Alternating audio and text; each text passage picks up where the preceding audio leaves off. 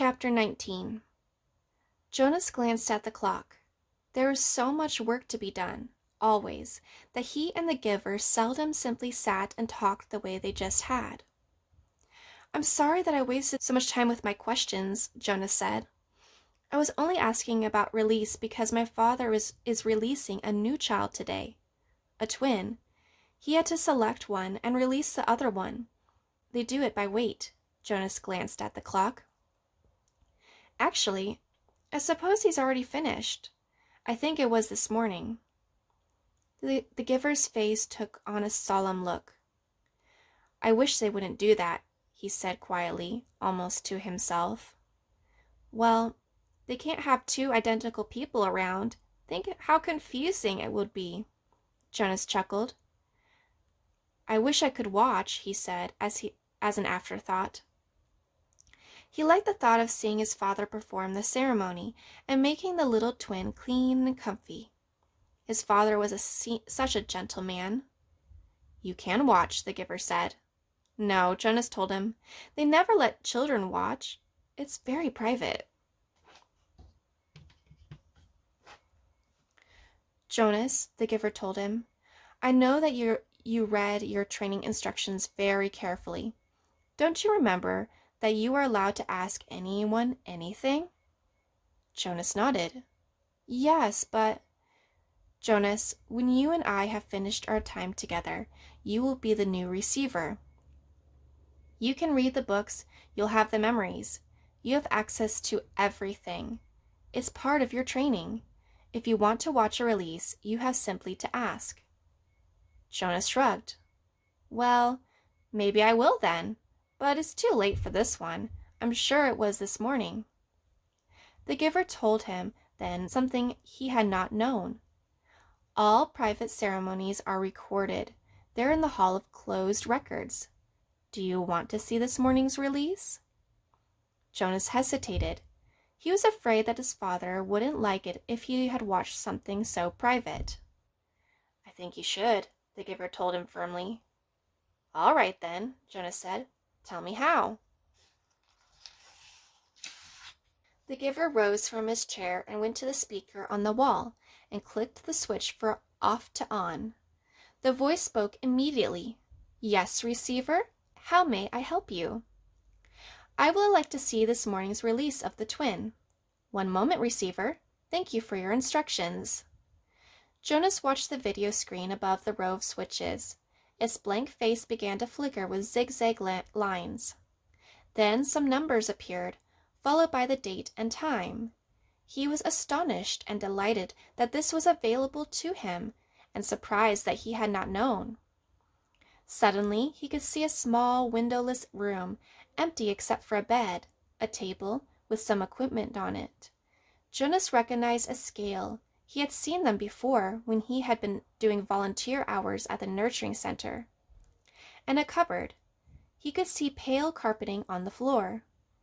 "It's just an ordinary room," he commented. "I thought maybe they'd have it in the auditorium so that everyone could come. All the old go to the ceremonies of release, but I suppose that's when it's just a newborn they don't." "Shh," the giver said, his eyes on the screen. Jonas's father, wearing his nurturing uniform, entered the room, cradling a tiny new child wrapped in a soft blanket in his arms. A uniformed woman followed through the door, carrying a second new child wrapped in a similar blanket. "That's my father," Jonas found himself whispering, as if he might wake the little one if he spoke aloud. "And the other nurturer is his assistant.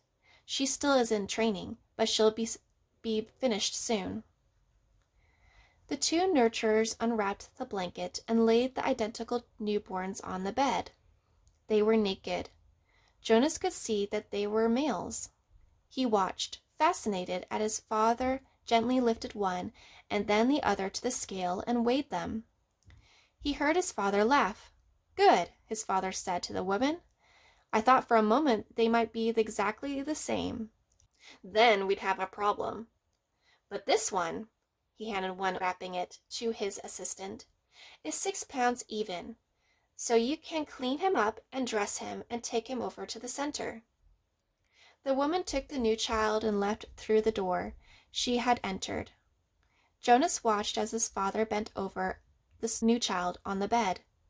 "And you, little guy, you're only 5 pounds 10 ounces, a shrimp."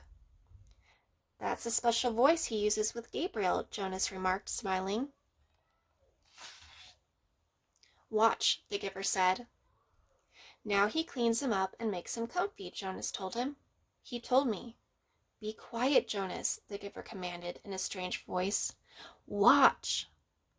Obediently, Jonas concentrated on the screen, waiting for what would happen next.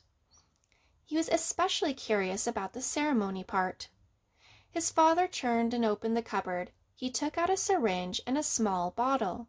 Very carefully, he inserted the needle in the bottle and began to fill the syringe with a clear liquid. Jonas winced sympathetically. He had forgotten that new children had to get shots. He hated shots himself, though he knew that they were necessary. To his surprise, his father began very carefully to direct the needle into the top of the new child's forehead, puncturing the place where the fragile skin pulsed. The newborn squirmed and wailed faintly. "Why is he—" "Shh," the giver said sharply. His father was talking, and Jonas realized that he was hearing the answer to the question he had started to ask. Still, in the special voice, his father was saying, I know. It hurts, little guy, but I have to use a vein, and the veins in your arms are still too teeny-weeny."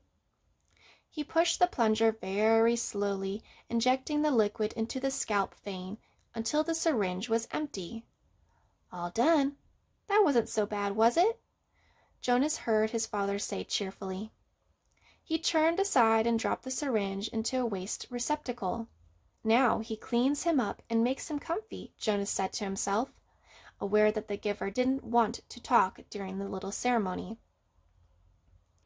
As he continued to watch, the new child, no longer crying, moved his arms and legs in a jerking motion. Then he went limp. His head fell to the side, his eyes half open. Then he was still. With an odd, shocking feeling, Jonas recognized the gestures and posture and expression. They were familiar. He had seen them before, but he couldn't remember where. Jonas stared at the screen, waiting for something to happen, but nothing did. The little twin lay motionless.